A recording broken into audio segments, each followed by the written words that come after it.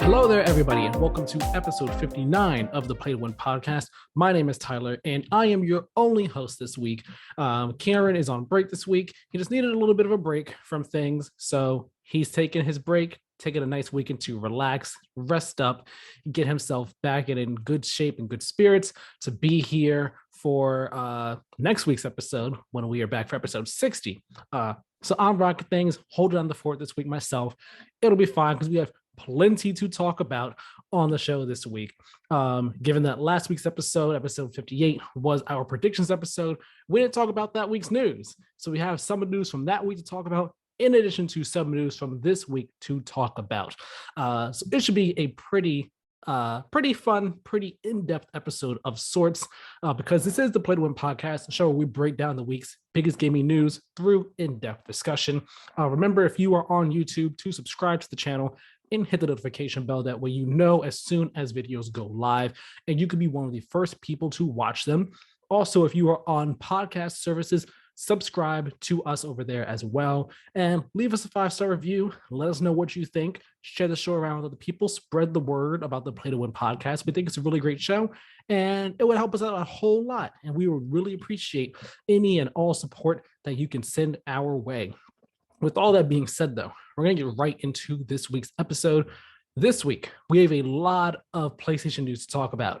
We're going to be talking briefly about the new PlayStation Plus.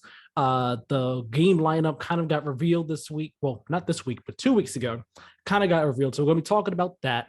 We're also going to be talking about, not that motorcycle that's zooming by my house right now, but PlayStation's investor briefing that they had this week.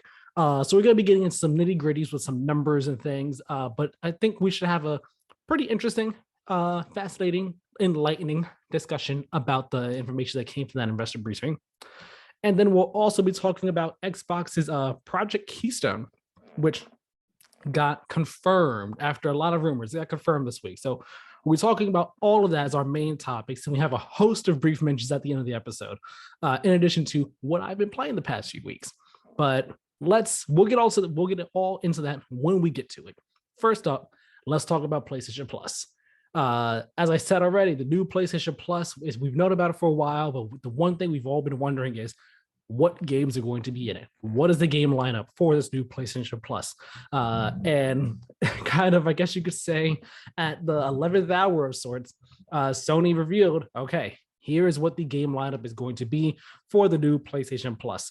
It's only been partially revealed. Everything that is going to be part of the service is not here, but they gave us a nice size list, I should say, of games that will be in the extra tier for like the PS4 and PS5 games that you could download. They gave us a nice list of games that will be there. And they also gave us a list of games that will be in the premium tiers for the PS2, PS1, PSP, those classic titles. They gave us a list of those games, of at least some of them that'll be there. And they also gave us a list of some of the games that will be available for PS3 streaming as well. And at first glance, my opinion on it was, I guess it's okay. It's not that bad. It's fine. And that was more so coming from the perspective of someone who's, I guess, been in PlayStation for so long. I've been with the PS3, with the PS4, PS2, and everything. And a lot of the games, specifically in the extra tier that they have there, are games that I've already played. So I was like, okay, that's fine. That's cool. That's a cool game to have there, I guess. That's also a cool game to have there. So it didn't really hit me all that hard, I guess you should say. And I'll just name off a couple of the games that they have here for the extra tier. I'm not going to name all of them, but just some of them. They have a whole lot here for first party PlayStation Studios games, and then they have a whole lot here for third party. So some of the first party ones that they have here are big ones like Bloodborne, Days Gone, Demon Souls, Death Stranding, Ghost of Tsushima, God of War, Infamous First Light and Second Son, Knack. Who can forget Knack? Both Spider-Man and Miles Morales. Like, they have big ones like that. The entire Uncharted series, Nathan Drake Collection 4 and Lost Legacy, that's all in there. But then they also have some, I guess you could say, lesser known, not as big first party games, such as Alien Nation in here, Concrete Genie, Dead Nation, Everybody's Golf, Gravity Rush Remastered and Gravity Rush 2. So much props to them. I love them for putting those in there. Medieval, Matterfall, which I should say both that and Alienation and Dead Nation were all Housemarque games prior to Returnal, which is also in here as well. Resogun is part of this, going to be in this as well. So those are just like some of the first party titles in here. Third party titles for the extra tier. Some of them include Ashen, Assassin's Creed Valhalla, Batman Arkham Knight, Celeste, Control Ultimate Edition, Dead Cells, Far Cry 3 and 4, Final Fantasy 15 Royal Edition, Hollow Knight, For Honor, Guardians of the Galaxy, Mortal Kombat 11, Naruto Shippuden Ultimate Ninja Storm 4, Outer Wilds, Red Dead Redemption 2, Soul Calibur 6, Artful Escape, a lot of stuff. And these Ubisoft ones, which I've been naming off, they are also going to be part of Ubisoft Plus, which will be part of Ubisoft Plus is going to, I'm mixing up my words here. I got to get my words right. I was trying to segue into that part real smoothly. Didn't work out all that well. Bear with me, please.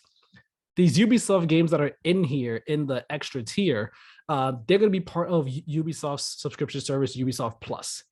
Ubisoft Plus is coming to PlayStation and Xbox as well. But the version of Ubisoft Plus that will be in PlayStation Plus's extra tier and the premium tier will be called Ubisoft Plus Classics, which they call a, quote, curated selection of popular games. And there's going to be 27 available at launch. And by the end of this year, 2022, there will be more than 50 games as part of the Ubisoft Plus Classics collection. It's part of that little service right there. So it's really cool that that will be part of PlayStation Plus, similar to how Xbox Game Pass Ultimate has EA Play as part of that service. So it's really nice. It helps flesh out and bump up the game list and really add more depth and value to this new PlayStation Plus subscription that we have going on here. And it's going to make it more enticing for people to subscribe to it. I mean, even on my part, like it makes it a bit more enticing for me. I'm like, oh, Far Cry 3 remaster. I never played that one, but I always wanted to. Far Cry 4, I've always wanted to play that one. That's a nice way for me to jump in and get in on that one as well. South Park: The Fractured Butthole. Cool. I would love to play that one. The Crew 2, sure thing. The Division, maybe not the first Division, maybe the second one, since that was more new. Plus, I also actually have the first Division. Played it for like all of an hour, never got back to it. It was simply a time where I got it as a holiday gift amongst other holiday gifts. So like that day I was like, all right, I'll play a bit of this game, I play a bit of this game, play a bit of this game. And I played a bit of the Division, jumped to a different one, and then never got back to the Division. At this point, I'm far too gone to even go back to it. But that's just the select, just some of the games that I listed off here that are going to be part of the extra tier. And again, these are all great games. As someone who has been with PS4 for so long and has played a majority of these games, it's not that exciting for me. But I have to admit, like, this is kind of what I was realizing later on in that day after I had my initial first glance reaction, that this selection of games, it's really great, especially for anyone who hasn't played a majority of these games or who is just getting into the PlayStation ecosystem. And you're like, all right, I'm going to get PlayStation Plus. Do I just stick with the base tier? Or what's this extra? What's this premium stuff? What does this get me? And you see all these games that it gets you, specifically like just the first party games. See all the first party games it gets you. Like it's a no-brainer for you to subscribe to the service. And that way you could just have all these games at the tip of your fingers. And then these third-party games as well, you add on also the Ubisoft Plus aspect to it too, and then all their games, it just makes the extra tier a no-brainer. That I think personally for anyone new to the PlayStation ecosystem. So I think on that level, extra is going to be the one that gets people the most bang for their buck 100%. It's a solid tier right there. It's a really solid tier right there. Things get a bit more hazy though when we get to the classic games and the premium tier now. Now, in their blog post, Sony did confirm that these games in this tier, they'll have, you know, like some of them will have better frame rates, better resolution compared to their original versions. that there's going to be like, new UIs for some of these older titles. You'll be able to save your game at any time and do like rewinds and stuff like that. Kind of like how some of the games on Nintendo Switch Online have their like, save states whenever you want to, when you can rewind and so on and so forth. That's great. That's really good for these games. And then what they also announced, which is really good, and I don't think anyone expected, was that anyone who had already purchased versions who had already purchased digital versions of these original PlayStation and PSP games on prior platforms, they wouldn't have to pay for them again or sign up to PlayStation Plus to play them on your PS4 or PS5 when they get added. So say, for example, they have right here Ape Escape, right? If you already purchased a digital version of Ape Escape on a prior platform, you don't need to sign up for PlayStation Plus Premium, or you don't need to pay for these games again to download them. You've already purchased them once before. You could just download these newer versions of them and play those on your new console. And that is fantastic. That is absolutely fantastic. It is such a great move from Sony to do that no one was expecting. And I 1000% applaud them for that. Now, the things where it gets a bit hazy, though, with the classic games catalog is just the selection of titles here, really. Me personally, I was never, although I had a PlayStation 1, an original PlayStation, I mean, I was so young when I had it. I didn't really play many of those games that were there. Like, I know of many of these games. I know of Ape Escape. I played a bit of it. I know of Siphon Filter, but I never played it. I know of Hot Shots Golf. I know of like the older Tekken games, like Tekken 2 that they have here. I just never played that one. And then other games, like let's say, for example, what do we have here? Like, if you want to even go back to the PlayStation 2 era as well, I played a lot of games on the PlayStation 2, but I wasn't like deep into the PS2's library. Like, I played the Jack series and the Ratchet and Clank series, but like Dark Cloud and Dark Cloud 2, never played, but I knew of them. Arc the Lad, I knew of, but never played it. So like these games here, I see them and I'm just like, I mean, I like, I know of, and like 3 or 4 of these games I like and I care about, that the others I'm just like, it's not really for me. So that's why the classic library of PS1 and PS2 games wasn't really doing much for me. But I could see it kind of doing something for those who were really deep into those libraries back in the day. I could see them really being into it. But even from some of the reactions I've seen online of people who were into that library, like really heavy, really hard, even they've expressed a bit of, I guess, disappointment or hesitation with the classic games library just because of how few games there are right now. Of course, more games will be added over time. We know that much. But as it is right now, the premium tier with those classic games, it's not all that enticing. To me personally, I don't think it's that enticing. And I think that if someone were to ask me, oh, should I get the premium tier right now? I would probably tell them to wait, especially if they're really on the classic games end of things. When it comes to the PS3 games, there's a nice suite of them here. I mean, we have Infamous 1 and 2. We have some MotorStorm games. We have the Ratchet and Clank games from there. We only have Resistance 3, oddly enough, not 1 or 2. Not sure why. The original Demon Souls, if you want to play that one for some reason. Well, I mean, if you're on PS4, it makes sense why you would. Then we have some third-party ones here as well, such as Red Dead Redemption, Undead Nightmare, Lost Planet 2, Fear, Enslaved, Odyssey to the West. But again, that's about streaming. So hopefully, if you're down streaming, you got good internet, and PlayStation streaming is good enough for you. Hopefully, it works well enough. That might entice you there. And then the other thing about the premium tier is that you get the time limited trials for games, so you could play up to 2 hours of the full game, and the playtime counter only counts while you're in the game, so it doesn't start counting as soon as you hit the download button, which is good. And right now they only have Uncharted Legacy of Thieves Collection, Horizon Forbidden West, Cyberpunk 2077, Farming Simulator 22, Tiny Tina's Wonderland, and WWE 2K22 as games that will have these time limited trials as of right now.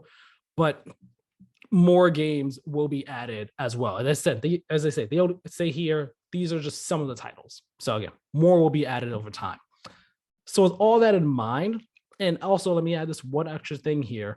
They do say on the blog that there will be a monthly refresh in the middle of the month. similar to how at the beginning of the month we get our new free regular PlayStation Plus games that we have been for the past couple years. That'll continue for PlayStation Plus Essential. The middle of the month is when Extra and Premium will get their refresh of new games and all like that. So with all that in mind, I think that this new PlayStation Plus, with how things have been laid out, with the new game, with the games that we have announced for it so far, I think that, again, Extra is going to be the best bang for your buck as of right now. Just full stop, it is. Just from the host of games that are going to be there, in terms of what you could download and all like that, it's just, you can't go wrong with it. Especially if you are new to the PlayStation ecosystem, Extra is going to be the way to go for you. Now, the premium tier, it really depends. It depends on how into those older games you are, how much you care about game streaming, how much you really care about the trials, the time limited trials for games. It's really going to depend on that, and at least at launch, because as of right now, the premium tier is looking a bit, I guess you could say, sparse or a bit slim, to say the least. It's not looking super enticing. Now, it's May now. I wonder how that tier will look come November, December. Come November, December, it could be far more enticing, and then it could be an easier recommendation. But as it is right now, I can only highly recommend Extra for most people. Premium, I wouldn't recommend for a lot of people, except for the super diehards that are really all in on it entirely. If you are, cool, by all means, more power to you. I'm not trying to say you shouldn't do it, or say that that's the wrong decision to make. It's just not the decision that's enticing me right now. I don't even know if I'm going to go into Extra right away right now either, simply because of money and where things need to be in terms of priorities, gaming wise and all. But when I do eventually change like my subscription for PlayStation Plus, I will for sure be going at bare minimum to Ultra. I mean, at bare minimum to Extra. I was about to say Ultra. If only there was an Ultra. So yeah, that's where we are right now with the new PlayStation Plus. It's cool. It's interesting. It's exciting. And I forgot to also add this, that some of the PlayStation classics that are going to be the premium tier will be having trophies. Siphon Filter is going to be having them. I think one of the Oddworld games is going to be having them as well. And not all of them will have it, though. Only some of them will have it. It's really at the discretion of the developers if they want to give trophy support to their PlayStation Classic games. So it's not a mandate. Not everyone has to have it. It's up to the developers. But it's cool that these classics will have trophies. That's also another thing right there. If trophies matter to you, maybe you want to jump into the premium tier, play these older games, get trophies for them. There's all these reasons why you shouldn't, or why it may or may not be enticing to you. But I think as it is right now, the new PlayStation Plus, it's looking good. It's looking promising. We'll definitely have to see where things are by the end of the year, where like we have more games in that premium tier for the classics, where we have more games in the extra tier, where we have more games from the Ubisoft Plus classics in this in the service as well, and seeing what this whole library shakes out to be by the end of 2022. That'll be the real test. The real test will be like, all right, do you jump in? Because I mean, also for me at that point, that's when my PlayStation Plus is going to resub. It always resubs at the end of the year in December, just a couple days after Christmas. So at that point in time, I'm going to be looking, okay, am I going to re-up to extra? Am I going to stay at essential? Where am I going to go? So yeah, it's exciting. It looks cool. It looks interesting. I'm all for it. Good job, PlayStation. Your rollout has been kind of bumpy. It's been kind of bumpy when it came to, hey, if you stacked, you got to pay a whole bunch more money and all. It was a whole lot of bumpiness with your rollout the past week and a half or so. Seems like those bumps are getting smoothed out and ironed out, but the actual service itself looks promising in my book. Now, we're going to move over from PlayStation Plus, and we're going to talk about PlayStation's investor briefing that they had earlier this week. And this is where we're going to get real in the weeds, in the thick of things, real numbers based and all like that. And also, I guess, a bit speculative to an extent. To an extent, we will. Because this investor briefing brought a lot of information out, a lot of, again, heavy numbers information and all. So if you're not really into numbers and these type of nitty-gritty details, this actually might not interest you all that much, but I promise I will try my best to make it as interesting as I can, because the information here is truly interesting. It's fascinating. It is nice to have this information, have an understanding of this information, to, help inform, where the company is going, to help you understand, okay, what the company is doing, what their plans are, why these moves are being made, so on and so forth, and where they are going to be in the next couple of years. So I find it truly fascinating. Hopefully you will find it truly fascinating. Hopefully I can make it interesting and fascinating and exciting for you. I will try my best to. No promises or anything, though. Of course, I'm not a financial analyst, none of that. So trying my best here. So they had their investor briefing this week. And again, a lot of information came from it. But I want to start off with a few little bits of small, I guess you could say small information, but really cool, interesting information at the same time. First off, in the US, PS5s sell 80,000 units in 82 minutes, which comes out to nearly 1,000 units sold per minute. Whereas PS4s at this point in time in its life, we're selling 80,000 units in 9 days, which is at a rate of about 6 per minute. This completely explains why it has been such a pain to find and secure a PS5 for yourself. Like it's just wild. It's wild how fast these consoles are just selling out instantly, immediately. Like as soon as they go on sale, bam, they're gone. Like again, nearly 1,000 sold per minute. That is insane. Insane. And like I'm dreading when I have to try and get a PS5 for my girlfriend, because I want to get her one. That way she can play Final Fantasy 16 when that comes out and play Hogwarts Legacy the best way possible. I'm expecting both of those to drop this year, the holiday season. So I'm dreading having to do that search again, that hunt. I mean, when I did it for myself, getting the PS5 on, as soon as those consoles went on sale that night, I lucked out so hard for like a good hour. I was trying, I managed to get it on Target. And then for the next year, I was trying with my cousin to try and help him get it. And I couldn't help him get it. I'm dreading having to do it again for my girlfriend, but I'll do it for her. And I'm sure I'll be able to make it happen. But yeah, for a perspective, this is just wild how many units these consoles have been selling. Now, getting a bit more into number stuff, more than 25% of spending on the PlayStation Store in the 2021 fiscal year, which ended March 31st, 2022, more than 25% of spending on the PlayStation Store was from free-to-play games. So your Fortnites, your Warzones, Apex, Rocket League, all those games right there, your Genshin Impacts, all those games, more than 25% of spending on the PlayStation Store was from those. So that it makes sense. Again, if that helps inform why we're hearing Sony want to go into more live service games and why they see a live service as the future of games, as more so as opposed to subscription services and all.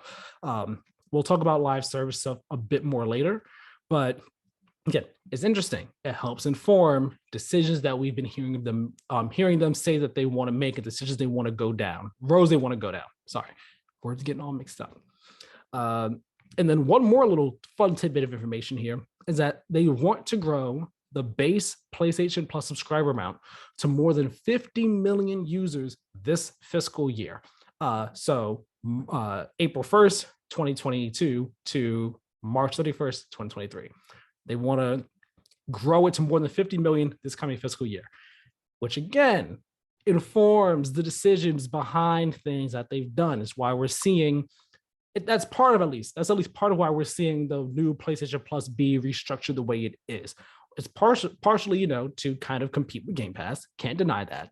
But also, if you want to get more subscribers, you combine your PlayStation Plus and PlayStation Now into one service. You make it really enticing. You add a whole lot of cool games in there, a lot of great games in there.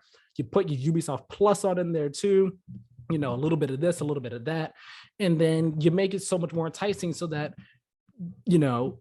it's kind of foolish to not subscribe to PlayStation Plus in one way, shape, or form, whether it be essential, extra, or premium. You make it more enticing. You try and increase that subscriber number. So I totally think that they can hit this more than 50 million user amount that they're trying to hit. considering that, hold on, pulling it up right now, considering that they are currently, let me see. Hold on. The number was here somewhere, and I just can't find it now. I just can't find it. Well, darn. Well, man, oh man, oh man. Yeah, the number was in here. Definitely can't find it right now. But considering that they already have a whole lot of subscribers, if I'm right, off top of my head, their subscriber amount for PS Plus is at like 45 million or something like that. They have their numbers in the 40 millions. I'm like confident of that. I just don't remember the specific detailed number off the top of my head. But I definitely think they can hit that 50 million for sure this year. I think there's a very strong possibility of them being able to do that. Now, here's where we get into some more details, more information that we can have conversations around. First up, PlayStation Studios is planning to invest far more money in new IP than they ever have. Well, not than they ever have, but than they have in the past couple years. So in 2019, they were mainly investing in existing IP as opposed to new IP at a percentage of 77% existing IP, 23% for new IP. This fiscal year, the investment split is 66% going to existing IP, 34% going towards new IP. By 2025, 3 years from now, they aim to have a more even 50-50 split in their investment between existing and new IP. And I honestly think that is a very smart thing to do. Of course, we were always going to be seeing more new IP from their studios. But in a time where Xbox is on the hunt, they're on the chase, trying to gain that ground. They are gaining ground. They really are. And they have all these studios putting out all these different games. Sony is going to have to rely. They're going to have to bring out new IP. They can't just rely on existing IP. They're going to have to do new IP. And of course, that's part of why we're seeing these acquisitions that they've been doing happening, and the partnerships that they've been doing, whether it be Haven, Deviation, Firewalk, Firesprite, Bungie, all these different acquisitions, Housemarque, Bluepoint. It all plays into these things. They can't just rely on their existing staple of studios and IPs that they've had for so long. They need new ones too, to freshen things up. And it's something that I've kind of been wanting from Sony for a while now, because for a while we've had from Naughty Dog. Let's say from Naughty Dog, we had Uncharted and Last of Us from the PS3 generation. And then PS4 was Uncharted and Last of Us. And now this generation, there's the rumored Last of Us remake. There is the Last of Us remake. Then there's the Last of Us multiplayer thing. And so it's like, all right, I would love to see something new from Naughty Dog. Like people always say, oh, what about an Uncharted 5? And I'm like, Uncharted 5 would be cool, but I would rather them do something else. What about Last of Us 3? Last of Us 3 would be cool, and it's highly likely to happen, but I also want to see them do something else new as well.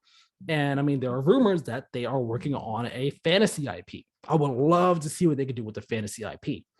Then you look at Sony Santa Monica. Sony Santa Monica, they God of War, big thing. Everyone's like, all right, God of War 2, cool. We know that Cory Barlog, that it's rumored that they are working on a sci-fi IP over there. Would love to see that. Would love to see a new sci-fi IP from PlayStation. Then there's Ben Studio. They're working on a new IP after Days Gone had a kind of a tepid reception of sorts. Looking forward to seeing what that is. We don't know what it's going to be. We have, Sucker Punch. They just hit it off big with Ghost of Tsushima. You can imagine they're going to do another Ghost of Tsushima. Cool. That was a brand new IP. We just got that new IP. Okay. By all means, you want to continue it? Go ahead. Let's look over at Insomniac. Insomniac, they have Ratchet. So far, they've been, having fun with Ratchet, and then Spider-Man. We know they're doing Spider-Man 2 and Wolverine. Awesome. I would love to see as well, if they can, other new games from them aside from just the Marvel games and aside from just Ratchet games. Maybe see if we can get another new IP out of them. or even if it's just bringing back an old franchise. Hint, hint, wink, wink. I kind of mentioned that last week in the predictions episode. Go check that episode out. Really cool episode. But I predicted, hey, maybe we can see them do a VR game. I would love to see them do something in VR. That would be really cool, really awesome, considering they have prior VR experience.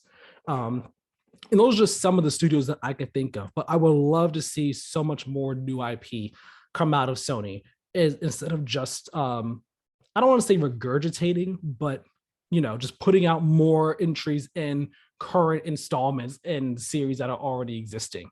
And again, that's not to say that I ever thought that that's all they would do this coming generation, but I'm definitely happy to see that they are trying to, have more of a nice 50-50 split between existing ideas and new ideas.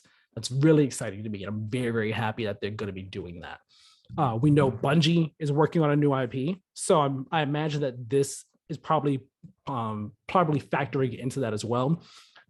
Haven is new IP. Deviation, Firewalk are new IP. Blue Point is working on something, let's say an original game. We don't know if it's new IP or something else. Who knows what it is? But perhaps Blue Point's thing is new IP as well. So we're kind of seeing it already now. I would just love to see more new IP from their current staple of PlayStation Studios that they had before this giant spree of acquisitions that they went on. So hopefully we'll be seeing more new IP from a number of them sometime soon. Now we're going to move on from just new IP to Sony's plans to increase their first-party live service game output. Now, I mentioned this before. When I said that on the PlayStation Store in the last fiscal year, more than 25% of spending was from free-to-play games. Most of those games were live service. Those games were live service games right there.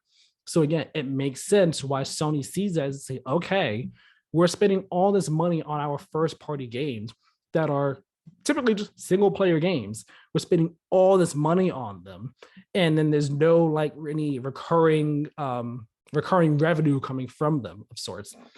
And we see all the spending on our PlayStation stores from these live service games that have recurring revenue, so on and so forth. So why don't we try and get in on that with our first parties if we can, in ways that make sense for them? So they have in their investor briefing document thing. Last year, they say they put out one game, MLB The Show 2022. They consider that a live game? Cool. By all means, consider that a live game if you want. This year, they say that there are going to be 3 games, not including Destiny. They're not including Destiny in that. So what are the rumors that we have in terms of live service games? The Twisted Metal reboot, that's one that's rumored to be live service. And then the other one that we could see being live service is The Last of Us' multiplayer thing. That could end up being a live service game as well. So if you count MLB for this year, Last of Us and I just said it, Twisted Metal, that's right there. Come 2023, they plan to have 6 total live service games. 2024, they plan to have 10 total. 2025, they plan to have a total of 12 live service games from first-party studios. Now, what are these games going to be? What are we expecting from them? Well, let's just say the 3 I already named. Last of Us, Twisted Metal, MLB, because they consider MLB to be live service. Let's say that we throw Destiny in there for 2023 as one of their 6 games, right? Then we have Haven's game, that's a 5th one, right? And actually, I'm going to extend this just to 2025 just because that's when we have the full 12 games total.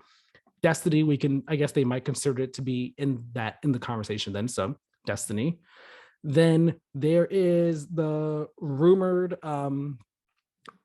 multiplayer game that Insomniac is working on. That could potentially be live service. That's 6 games. I'm going to use this hand again. 6 games. Then there's whatever Deviation is working on. You imagine it's a multiplayer game. It'll probably be live service. That's 7.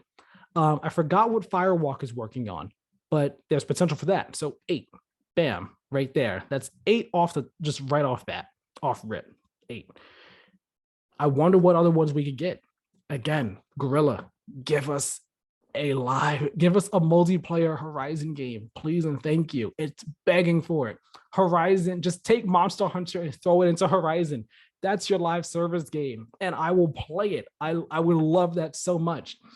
Perhaps it is an idea they're working on. That could be number 9 or so. Like, these are all potential games I'm thinking of that are going to be live service games. And I imagine this is why PlayStation, when they saw what Haven was working on, when they saw what Deviation and Firewalk were working on, they were like, we want to partner with you guys because we want to have live service games in our portfolio. And we believe in your teams and what you guys can bring to the table. So we're going to partner with you so we can have some live service games in our first party portfolio. And if we like it enough, we'll acquire you like we did with Haven. And it's also, again, it informs why they bought Bungie, because they want to increase their live service games. They want to make it so that they're doing live service right. And who better to ask than Bungie? We talked about this before when we first talked about Sony acquiring Bungie. But it just makes sense. It just makes so much more sense. And in their briefing document, they have like their plan for how they want to do the Bungie integration into Sony first party. So like their plan for like month 1 is this, month 3 we want to do this, month 6 to 12 we want to do this, and then so on and so forth. So like Bungie is going to play a key part in helping these first parties make sure that live service games are done right and done very well. And I would hope that they turn out very well. My other hope that I have in regards to first party games going live service and all, or doing more live service, is that we don't move away from the games that PlayStation's first party have been known for. They're single player focused, story focused adventure games. I hope we don't move away from that, because I really do enjoy those games. I would hate for Sony to say, you know what, we need more live service stuff instead of these things. So the things that we became known and renowned for suffer and get put on the back burner because the live service stuff makes us money. I would hate for that to happen. I don't think that is what will happen. I would like to think that Sony knows, hey, we don't want to, destroy our reputation over some live service money. But you never know. You never know. It could happen. I'm hoping it doesn't. That's why it gives me a bit of pause. It does give me a bit of pause. But I'm hoping that they're going to do this right, that they'll do it right and in ways that make sense, so that these live service games, some of them maybe can be like companion games to the main big premium one in a way. So similar to how Ghost of Tsushima Legends is a companion to Ghost of Tsushima, in a way that The Last of Us multiplayer will be a companion to Last of Us 2 and Last of Us Remake. The way that whatever Insomniac's multiplayer game, if it is a Marvel multiplayer game, could be a companion to maybe to Spider-Man and Wolverine, what have you. But yeah, that's what I would hope is maybe the direction that they go in. And I just hope it doesn't take away too much time and attention and care from what they became known for. That's my only concern with that, my concern and my hope. Now, I'm going to move from live service games to PC games. PC is a realm that Sony, we all know, they were sticking away from it for a long time, until 2019. 2019, we saw Days Gone go to PC, and we saw Horizon for Zero Dawn go to PC. And then last year, we saw Days Gone go to PC. This year, we saw God of War come to PC, and Uncharted 4, it's Uncharted The Legacy of Thieves. So Uncharted 4 and Lost Legacy come to PC as well sometime soon. Soon in quotes, because we still don't have a date on that. So they've been making more inroads into PC. This year, they expect to make $300 million from PC game sales. For reference here, in 2020's fiscal year, that year saw $35 million in PC game sales. 2021's fiscal year, which ended March 31st of 2022, that saw $80 million in PC game sales. So that's a pretty big jump. And I think that this leap to $300 million in PC game sales in this upcoming year, I think it's possible. I mean, again, I'm not a financial analyst. I don't know how crazy or out there that prediction is to make, but I do think it's possible, considering that on their briefing document they had this year, Horizon Zero Dawn has made $60 million in revenue since release. Days Gone has made $22.7 million in revenue since release. And God of War has made $26.2 million in revenue since release. So, considering all that, I think it's possible that they could end up hitting that $300 million for this coming fiscal year. We have Uncharted coming to PC soon. There's rumors that Returnal is going to be coming to PC soon as well. Demon Souls, I think, was on that NVIDIA list of coming to PC. Everyone's asking for Bloodborne, but who knows if it ever will. Like, who knows what other PlayStation games will be coming to PC this coming fiscal year. And those for sure will just bring in sales. Like Returnal, for sure, I'm positive it will. And Demon Souls, if that happens this year, will most certainly, both of those will certainly bring in a lot of PC sales. So that 300 million, it makes sense. And that's just, that right there is kind of Sony seeing, PC, that's a market, it's an untapped market for us right there. Whether it be PS5, PlayStation owners who also have a PC and are doubling down, or PC owners who never had a PlayStation and are experiencing these games for the first time. It's a market for us to tap into. We can reach in there, we can reach new people, or just reach people who want to play our games in the best possible way. This is a market here where we can make a lot of money. We can make a good amount of money here. So that then brings up the question of, okay, what does the gap look like between initial release of these games and PC release? Because so far it's been a couple years later. Are we eventually going to see that gap shrink down to 1 year, 6 months, 3 months, day and date specifically? Like, are we ever going to see PlayStation put out a game on PC day and date? I don't think that we'll see day and date releases for these big premium titles, for your God of Wars, for your Uncharted, for your Last of Us games. I don't think we'll see it for that. But I think there's a chance that we could see day and date releases for the live service games. So, for example, if the Last of Us multiplayer thing, right? If that is coming to PC, I think there's a chance that could be on PC day and date, as opposed to, all right, you gotta wait a year to get that on PC. Because those games, I imagine, if they are like, I'm saying Last of Us multiplayer for the sake of this argument, I imagine that it will be, in my head, it comes packed in with the Last of Us remake, or you can pay $20 for it on its own, right? Like, it's either part of Last of Us remake, part of Last of Us Part 2, or you could pay $20 for it piecemeal. That way you don't need to buy either of those two games to get access to it. That's what I imagine in my head. A game like that, it's $20. It just makes sense to just put that on PC day and date. It doesn't make sense to say PC can't get that for a year. It's not like your full-blown Last of Us game where it's like, no, we want all eyes on this on console that's going to bring up our PS5 sales, get it on there. That makes more sense, as opposed to, that having the premium titles be only on console at launch makes more sense, as opposed to the free-to-play live service stuff only on console at launch. That doesn't make much sense. I don't know if that'll be happening right away, though, with these live service games. That's why I say Last of Us remakes, Last of Us multiplayer, sorry. Last of Us multiplayer, I don't know if that'll be day and date, because I don't know how soon they want to start the day and date stuff. But these live service games is where I think we'll see them start doing day and date. The premium titles, I think the gap between launch and release, launch and PC launch, will shrink slowly but surely. And I think eventually one day we will have the premium titles be day and date on PC. It's not this year. I don't think it's next year.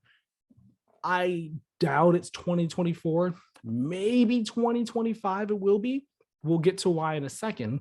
I think it's a couple years out before we actually see Sony decide to do their first party, like their big name games day and date on PC as well. I think it's a while before they do that. And if they ever do that, then I think when they do that, they should they would probably have to also do day and date in PlayStation Plus as well, at least at the premium tier. I think that's when they would have to do that, because it'd be really weird. Oh, I don't know if I say weird, but I think that would just make the most sense in my head, because I think in my head it seems a bit weird to release your games day and date on PC and on console, but then not offer it day and date in your subscription service at the highest tier for free. That's just in my head. But I mean, also at that point, if they do that, then the console owners are benefiting the most. The PC people are the ones who are kind of screwed over, unless PlayStation Plus is on there. You see, yeah, there's a whole lot of thoughts going through my head right now about all this, as you can see. And that was just a spur of the moment thought right there. But yeah, PC clearly a path of success and big money making for Sony. So we're going to be seeing a whole lot more rows into PC from PlayStation. And we'll talk about that some more right now, because they had a graph that they put on their document about basically what they think the first party release is going to be looking like over the next couple of years in terms of platforms. So PS4, PS5, PS4 and PS5, PC and mobile, because mobile is also another space that PlayStation's been talking about getting into and looking to make inroads in. And on this graph, it looks like first-party PS4 games will be completely phased out by 2025. By that time, they imagine that 50% of their releases will be on PS5, about 30% will be on PC, and 20% will be on mobile.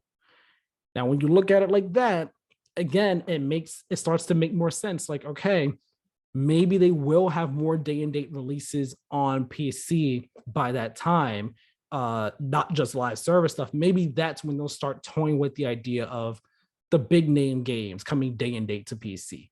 Maybe that's when they'll do it. And I can see it happening if at that point in time, like PS4 is done and dusted, they're completely on to PS5. I can see them saying, you know what, PCs will be getting a whole lot of success. Let's try a day and date of this game on PC to see how much money we get from all places at once, just to test the waters and see how it works. And if it works real well for one game, I imagine they'll try it again with another game or two, and then say, yeah, all of our games are going to be day and date on PC, and they're just going to be raking in the money. And it'll follow behind kind of what Xbox did. This is what Xbox did a long time ago. They did this last gen. They, started to do games day and date on PC and console. And we were all like, what are you doing? Doesn't make sense. Why are you doing this? This is part of Xbox's approach to be, to move just away from just the console, to be kind of everywhere. And Sony has been starting to make roads in that direction. They've been starting to make roads to be like, all right, we're not just on PS5, we're also on PC. Again, we said mobile. They want to try to bring their IP to mobile in some way, shape, or form, the way that makes sense for mobile platforms. So all that stuff makes sense. There's also the VR. PlayStation's going from console to VR as well. They're trying to expand in that realm. They want to do stuff with cloud, I'm sure. In the document, we had cloud there as well as a place they want to expand to. How they want to expand the cloud, different story. But that is also a field that they want to look into. They're trying to move away from just the console. And in this day and age, with all the moves that Microsoft has made over the past couple of years and how much momentum they have and all the moves they've made so far this generation, PlayStation they're in a position where they can't stay in just the console anymore. They have to expand. They have to branch out into different avenues to different areas in order to stay not just competitive, but also relevant. Because if they don't, then eventually their Xbox is just gonna eat their lunch. Eventually, it would just happen. And if they don't want that to happen, PlayStation has to make these moves that not just us, but they would have thought, no, we would never do this. Just like 5 years ago, like they would have thought, no, this is never happening. We're not doing that. Hell, I say 5 years ago, even like 3 years ago, like beginning of 2020, I'm sure they would have thought, we'll never do that. We're not doing that. And then, Game Pass blows up and Xbox is having all the success. They're like, actually, we might need to start thinking about these other new ideas, actually. So it's just, man, just adds more proof to the pudding that these are things that are going to happen. And as a PlayStation fan, you may not like it. I understand you might see it as like a betrayal of some sort, or like they're abandoning their true consumers, their true fans, their true customers. But I promise you that is hyperbolic thinking. That's really extreme thinking right there. This is not them abandoning anyone. This is them being forward thinking and realizing and accepting and acknowledging, okay, this is the climate that the game space is in. We need to adjust or we are done. And we need to make the moves that are best for our company, but also make sense for our company and make sense for our fans and will make new fans for us, create new fans and everything. So I think these are all good moves. I think these are smart moves. I hope, real quick, I hope that first party PS4 games are phased out sooner than 2025.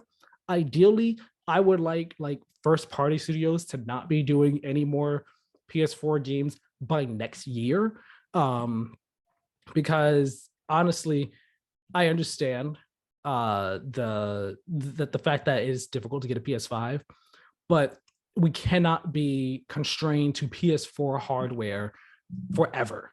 By next year, those consoles will be 10 years old. Gotham Knights skipping, like canceling their PS4 Xbox One version was a good thing to me. I was like, yes, good move. Do that if you need to. Because it's not just about visuals, it's about the literal design of these games. If the game is being made for PS4 and PS5, it literally cannot be made to the best of its ability for PS5 if it still has to be designed around PS4 2013 hardware constraints. I would really hope that PS4 games, if there are any from first party next year, that is like only one or like such a low stakes game. I don't want it to be a big name, like a really big title from Sony's first party coming to PS4 as well. I don't want that because it's just going to be, I mean, specifically if it's cross gen. If it's only PS4, different story. But if it's a cross gen first party title, I don't want that. It's just going to be so constrained by the PS4 hardware. PS5 is not going to be able to take full advantage of it. So please, please, please, please, let's move on from last gen. We need to start that transition at some point in time. This year, we're starting to see the steps towards it. And I hope that next year is when we see, all right, more companies and more publishers are saying, you know what, we need to push, we need to just, rip the Band-Aid off because our games literally are just being constrained. And that, is being able to be put out on these older platforms, but even they're getting like a super subpar version of the game. And then no one benefits from that. No one benefits from that happening at all. So that's my perspective on that. And then two more things here from this investor briefing. One being that Sony has announced more PlayStation TV shows.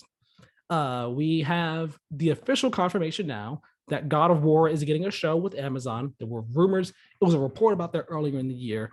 Now it's official. Horizon is getting a show with Netflix. And Gran Turismo is also getting a show, though the company that is getting a show with is an unknown, has not been announced yet. I think this is an interesting selection. Like I said, but I'm pretty sure I said this before we first talked about the God of War with Amazon show thing. I feel like I would rather God of War movie as opposed to a show, but that gets into the pros and cons of show, TV, and movies. Movies, bigger budget and all like that. You get more spectacle and everything. But TV shows, a bit of a lesser budget, but you get to go more in depth with characters and things get to be more explained and detailed and fleshed out than in the movie. Because a movie, you're time constrained and all. So that's kind of how I feel about God of War and Horizon. It's like, Horizon maybe should have been a movie because the budget for that is going to need to be wild. With the environments and the costumes, set design, and let alone the robots, the machines, and all. Like, you're going to need budget to make all that stuff look good. So I kind of wish it was a movie instead. But as a show, like there is so much depth and lore in the world of Horizon that a movie would never be able to do justice.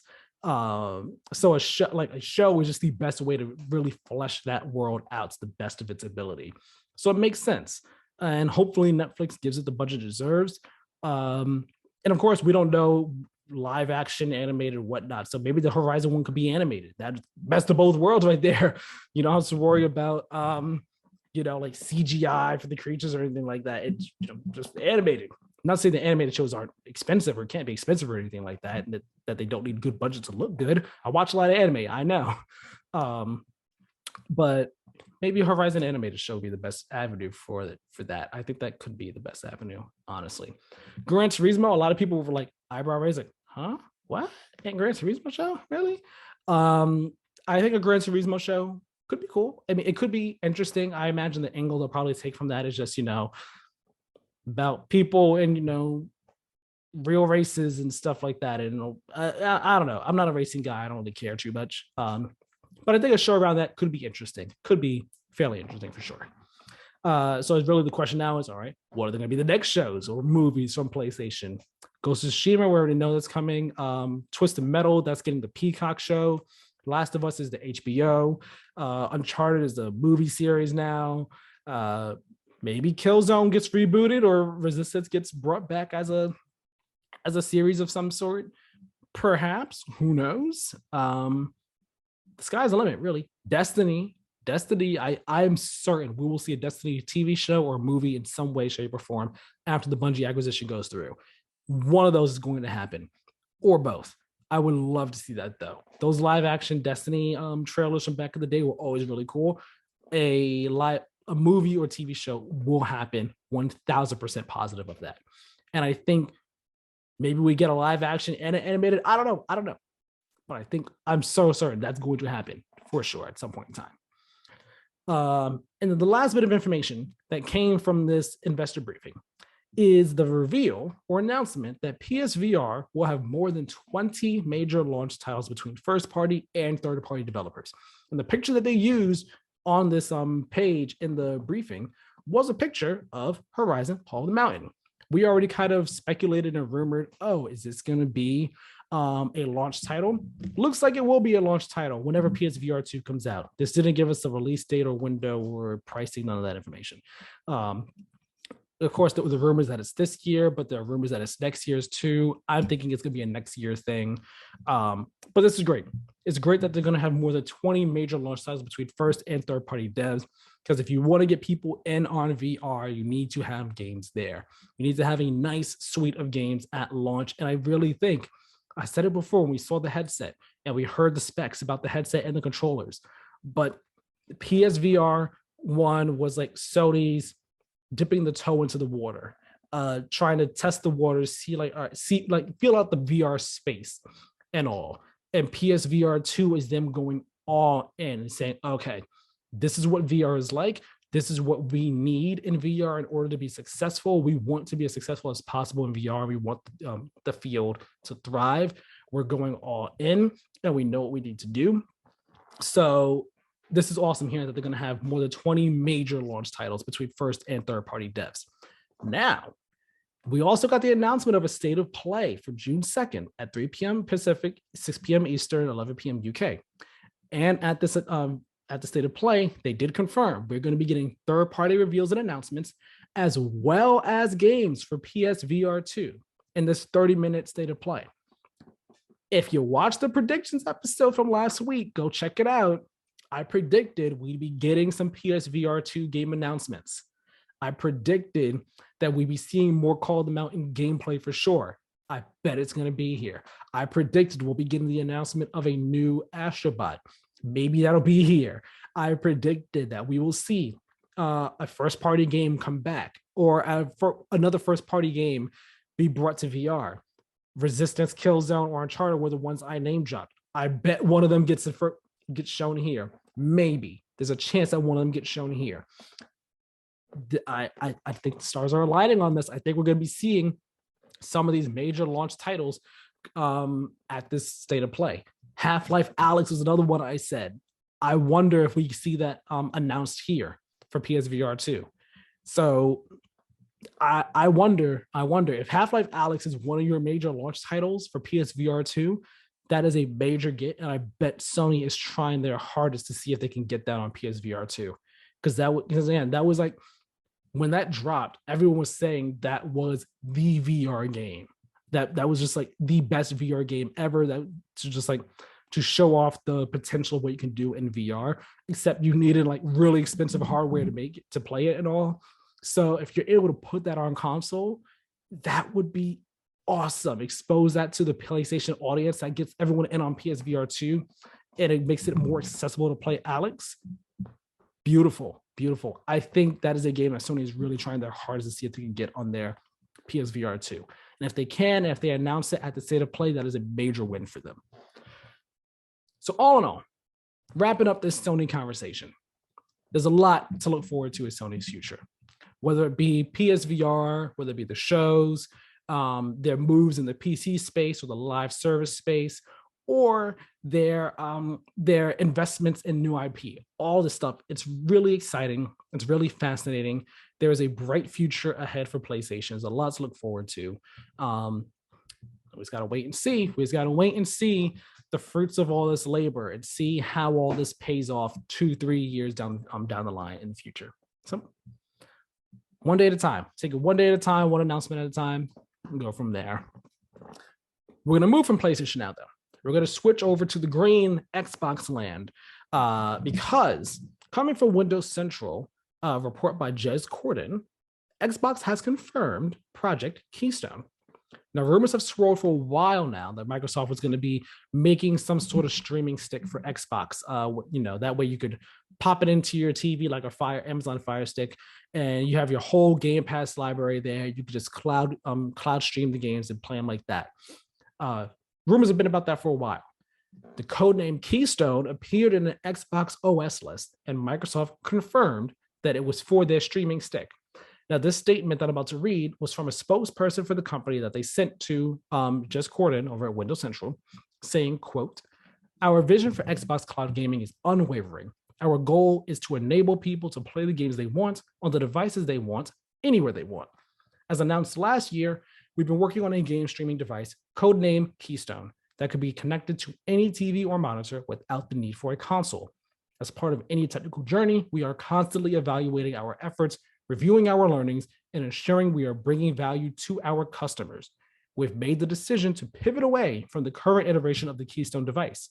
We will take our learnings and refocus our efforts on a new approach that will allow us to deliver Xbox cloud gaming to more players around the world in the future," end quote. So Keystone is a thing. The streaming stick is a thing. It's just a matter of, okay, the version that we have now, we're not going to do this version. We're going to try a different version of it. What that version looks like or ends up turning out to be, gotta wait to see. Jez Corden does not expect us to see this anytime soon, like at the upcoming Xbox Bethesda showcase. Neither do I. I don't expect to see this anytime soon. I imagine this gets into one of these things released. I think that this streaming stick, Keystone, I think it gets released next year. I imagine that they want to have this out next year for sure when they're having their bombardment of first-party games coming out. So when Starfield and Redfall are coming out, when, let's say for the sake of argument, Fable comes out next year. Let's say for the sake of argument that Avowed comes out next year. When they have a bunch of first-party games coming out next year, they're going to want to have this thing out. So that way they could say, hey, you just take the streaming stick and pop it in your TV, and you can play your games wherever, whenever you want to. And that would be awesome. So I think this thing comes out next year. I think that's what they're aiming for, what they're shooting for.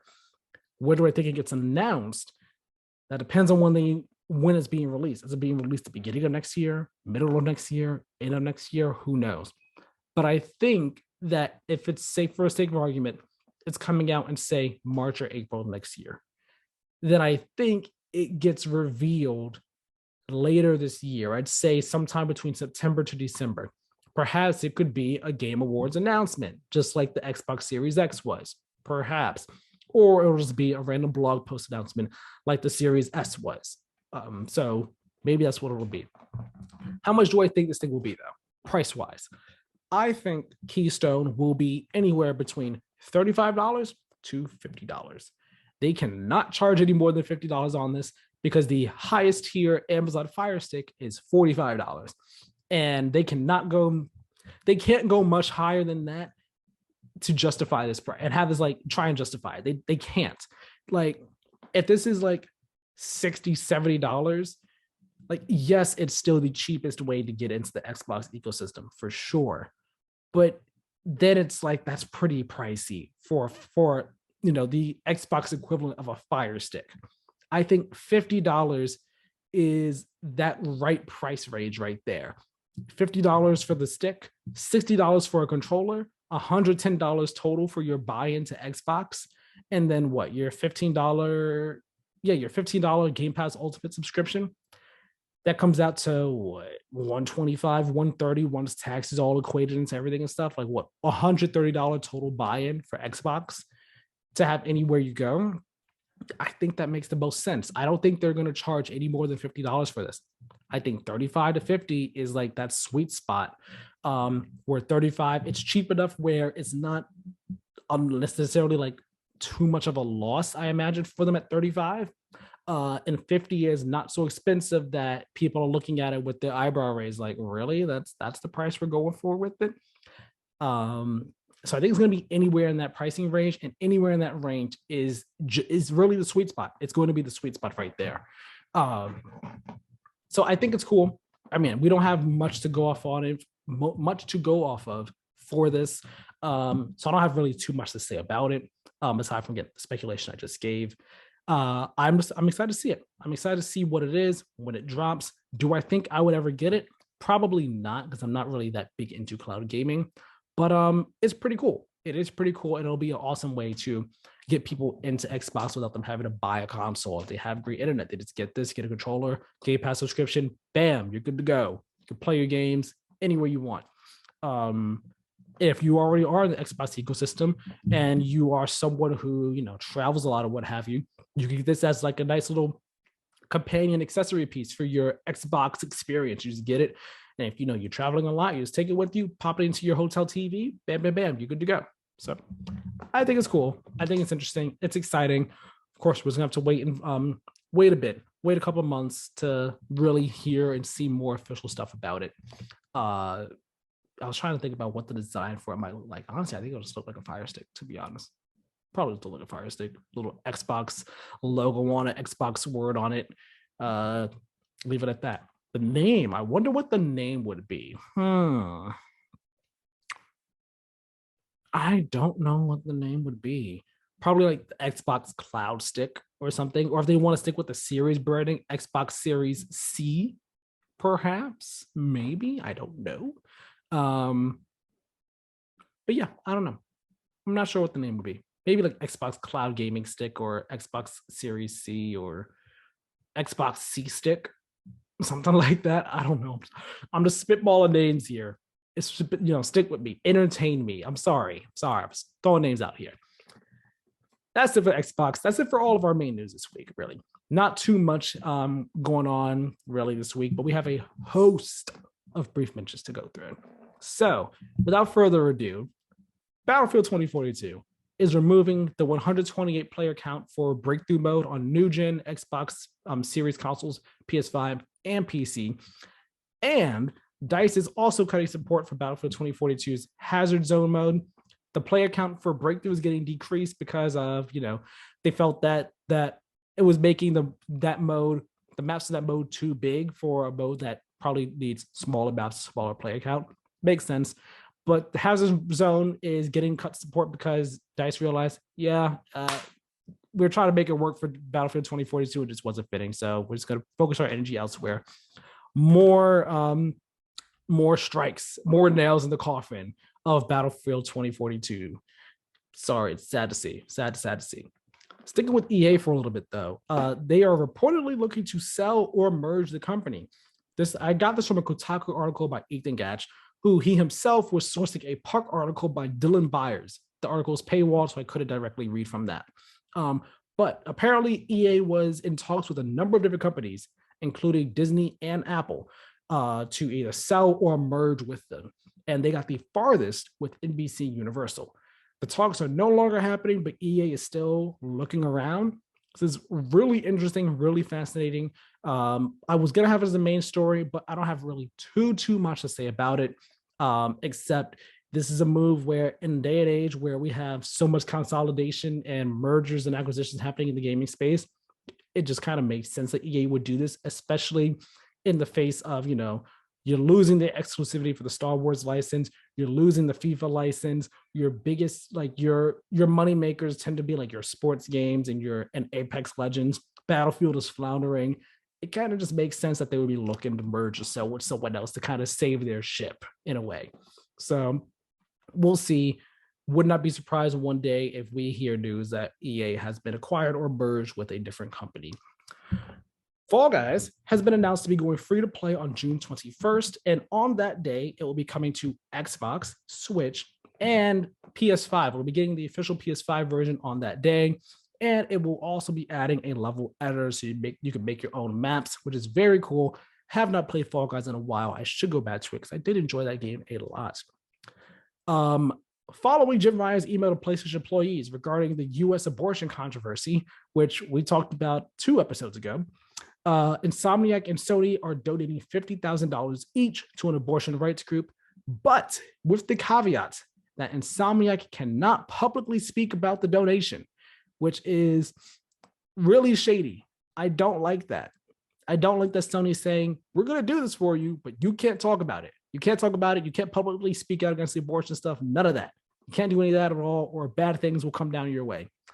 It's really shady. Like, I'm happy that like Sony and Insomniac, they're donating, to the abortion rights group.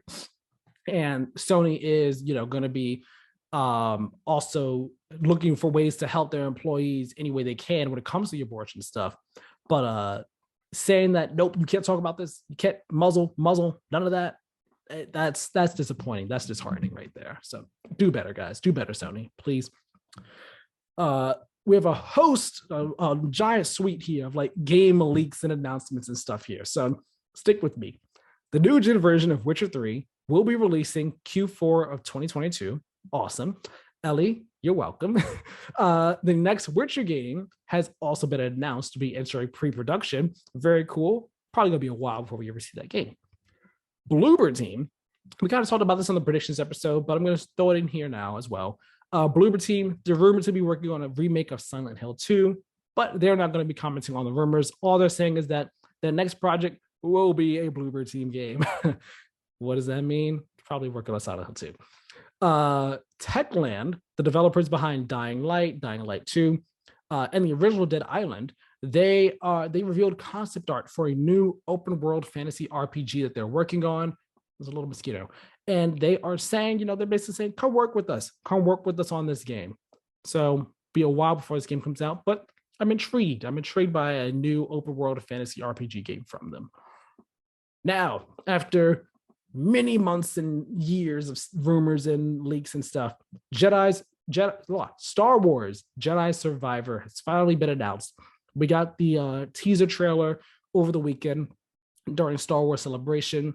It is set 5 years after Fallen Order. Kyle and BD1 are still on the run. The trailer it's a CG trailer, doesn't really give much away in terms of story. You see Cal, he's fighting some Inquisitor. He loses his lightsaber to the Inquisitor. His lightsaber is then like brought to some Imperial person. And then we see Cal and BD1 approach this what appears to be like a Bacta tank with someone inside it. Someone with like white skin, long silver hair and all like that. You can't really see their face. You can't tell who they are, but they're approaching someone. Who this is unknown. What the heck the exact plot of the game is going to be is unknown. But we do know that they're going to be coming across new allies and everything. It is also going to be exclusive to PS5, Xbox Series consoles, and PC. Last gen, it's not happening for. And it's set to release next year, if I'm correct. I forgot to throw the detail in here, but I'm pretty sure next year was the release window. I'm going to type this in right now just to confirm. release date. And yep, 2023. I'm not crazy. So looking forward to that next year. I like the first one. A fair amount. I didn't love it like everyone else did. Part of that was because I was playing on hard mode and I didn't realize it till like near the end of the game. I was like, oh, this was the game's hard mode. That explains why I've had such difficulty with certain things. I thought the first game was fine. It could have used more polish. Like I had a fair amount of technical issues with it throughout the game. And I thought the story was cool. It wasn't mind blowing or anything, but the story was fine. So I'm hoping that the next one can really improve on different aspects of the first one, make this one really, really good, really great.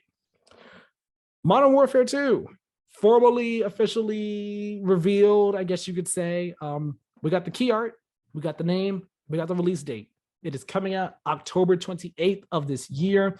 In the key art, we also get to see pictures of Price, Soap, this game's version of Soap, Gaz from the first one is coming back, and we've got a picture of Ghost. I did say Ghost, but Ghost, he's on the key art, and then a new character, Alejandro Rojas, as well. So cool stuff. I imagine that we'll be getting our first actual trailer for this game very soon, very, very soon. I'm excited for it. I'm looking forward to Modern Warfare 2. Norman Reedus, him and Death Stranding. He may have leaked Death Stranding 2. Just talking, he was like, oh yeah, we work on the second one. We just started working on it. It's cool, great time and all. And then Hideo Kojima was like jokingly denied. He's like, oh, go back to your room, buddy. Go back to your room. So all signs point to a Death Stranding 2 happening at some point in time. The indie game replaced. It was that cyberpunk 2D pixel art looking kind of game that was in Xbox's showcase last summer. That game got delayed to 2023 due to the war in Ukraine. Understandable, makes sense. And last but not least, a group of QA employees at Raven Software, who we've been talking about for a while, they have formed the first union at a North American AAA studio, and it is called the Game Workers Alliance. Congratulations to them. Good for you all for putting up that fight and getting this union formed. Phil Spencer and Xbox, they've confirmed that they will recognize Raven's union after the Activision Blizzard acquisition goes through, if it does not get shut down or anything. So good on you all at Raven. Congratulations to you all. What an accomplishment. What an achievement. Very, very proud of you. Those are all the brief mentions we have this week. So I'm going to briefly talk about what I've been playing for the past 2-ish weeks or so. Trek to Yomi, I finished it. I liked it. It was cool. Fun time. Story, again, not a mind-blowing story, but I was really just enraptured by the presentation of everything was really, really good. So I enjoyed the game and then deleted it after I finished it. It was fine. Gears of War Ultimate Edition. I started playing that because I wanted to go through the Gears of War series. I like the Gears games. I played them a bit when I was younger, like when they were first coming out. Played them a little bit. I did not remember how much the camera shook in these games because, dear Lord, the camera shake is insane in Gears of War Ultimate Edition. And there's no way to fix it. There's no way to change it, turn it off, which surprisingly led to me getting some motion sickness, which does not happen to me. I love Mirror's Edge, could play Mirror's Edge for hours and hours. Doesn't give me motion sickness. Gears of War Ultimate Edition was physically making me nauseous to the point where I was like, I need to stop playing this game or I will feel terrible. And I do not know if I'm going to be able to finish the series. Like, if I'm right, Gears of War 4 and 5, like the motion shaking, you're able to turn it off with the camera. But I don't know. I don't know if I'm going to be able to go through the first trilogy, which is really upsetting because I want to. Like, maybe I'll have to play them in bits and pieces and snippets and whatnot. But man, I was shocked and surprised. Playing that, I was just like, ooh, I'm feeling queasy right now. I'm feeling not great in my stomach, and I need to stop playing this game and play anything but this, because this is just not good at all. So I don't know if I'm going to get back to Gears of War Ultimate Edition. I'll probably give it another try, give it another go, but that was a doozy. That was quite a doozy when I was trying to play it a few weeks ago. So other than that, I then went over to Destiny 2 Shadowkeep. At long last, jumped back into Destiny. It's been quite a while since I played. So jumping into it, it was just like, 60 FPS. This is bizarre. Whenever I play it, I remember it only be at 30 FPS. I need to adjust to it being at 60 FPS. Feels smoother, feels better like this, but it's just the adjustment period. Quite a lot. Took a bit of time. And I know there's been so many changes to Destiny since I last played in 2018. So when I jumped in, just like banner, banner, banner, banner, banner, I was like, I know, dismiss, and going into all these different menus. I'm just like, I know, there's all these different things here. I'll learn it as I go. And stuff. But I'm very happy. I knew about this before I jumped into Shadowkeep, but I knew that they made it so that primary ammo was infinite. You have infinite primary ammo. I love it though. I knew I would love it, but I'm so happy with it. Like playing, I was just like, yes, I can shoot endlessly and not have to worry about like hunting for ammo for my primary weapons. It's so good, so fun. So I've been having fun with Destiny 2. I only did the main story for Shadowkeep. I didn't bother jumping into Crucible or any type of like in-game content and stuff, because I was like, honestly, I'm not going to do any end game type stuff until after I have gone through Beyond Light and Witch Queen. It does not make sense for me to start doing that with Shadowkeep at all right now, when that stuff will be just like outdated and outclassed by Beyond Light and Witch Queen stuff. So I bought Beyond Light a few days ago, because Days of Play sale is going on right now. So that's on sale, and Witch Queen is on sale. So I'm going to go through Beyond Light, and then I'm going to get Witch Queen. I'm going to get Witch Queen's deluxe edition, where that has like the Bungie 30th anniversary stuff in it. And then I'll go through Witch Queen, and I will be caught up, ready to do Season of the Haunted and start going through that. Season of the Haunted looks awesome. Looks really cool. Shadowkeep, interesting. The story wasn't crazy, but I enjoyed it. It was really cool be able to go into one of the black pyramids that we saw at the end of Destiny 2's original campaign. It's like, ooh, we're going inside the pyramid. We're going inside the fire pyramid. Okay, cool. What's going on in here? It was interesting to be able to go in there and then like get the tease of what's to come in the future from these black pyramids, these people from far away and whatnot. So I'm interested. I'm intrigued to see what Beyond Light has in store for me, and then Witch Queen has in store for me. So I'm excited. Looking forward to continuing my Destiny 2 journey. Next game I played, I went back to Final Fantasy 12 for the first time in a couple years. Went back to it. I was like, I'm going to try and give it another college try. And I don't know. I don't know if it was the fact that I kind of wanted to play other games. I don't know if it was the fact that I was going through like the first 5 hours of the game again, and replaying all that stuff again, that just like was making me just like not that interested. But I don't know. I think there just might be a Final Fantasy game that doesn't really click for me. Because I was talking to my girlfriend about this, because she has played 12. She played it when it first came out on the PS2. She played it. She likes it. She's replaying it right now, actually. And that was kind of part of why I started to replay it myself now. Because I was like, I want to give it another shot. She's got to get me into it. And I think like I understand and appreciate what 12 wants to do with certain things, but they just don't click all that well with me. Like the story, for example, at least with the story end, I feel like it has such a slow start for its first couple hours in comparison to the other Final Fantasy games I played. Like, and I was talking about this with her. She agreed with me that it definitely does have a slow start.